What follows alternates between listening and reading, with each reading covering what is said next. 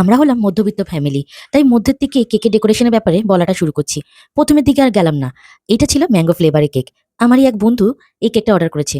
আর তোমরা তো জানো এর আগে একবার না বহুবার বলেছি, আমার এই বন্ধুটা যখনই কেকটা অর্ডার করে ও একটা থিমেরই কেক নেয়।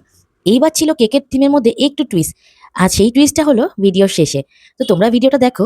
আমি তোমাদের এক ঝলক একটা কথা বলি, ও হলো ইস্ট বেঙ্গল সাপোর্টার। যখনই কেক নেয় তখনই কিন্তু ইস্ট বেঙ্গল থিমের কেক নেয়। আর তার উপরে যার জন্মদিন তার নামটাই লেখা থাকে। আর এই কেকটার মধ্যে ছিল মোহনবাগান আর ইস্ট বেঙ্গলের একটা যুগলবন্দি। তাই কেকটা এই ভিডিওর মধ্যে কিছুটুকুই দেখালাম। না আমি মোহনবাগানের সাপোর্টার, না আমি ইস্ট বেঙ্গলের। আমার কাছে মনে হয় দিনের শেষে সবাই আমরা মানুষ, তাই আমার কাছে সবাই এক। কারণ আমি হলাম একজন হোম বেকার। তো আমার কাছে যেই কেকের অর্ডার দিক না কেন, সেটা ইস্ট বেঙ্গল থেকে কেউ হতে পারে বা মোহনবাগানের ভালোবাসার মানুষ হতে পারে, আমি সবার কেকই রেডি করে দিই।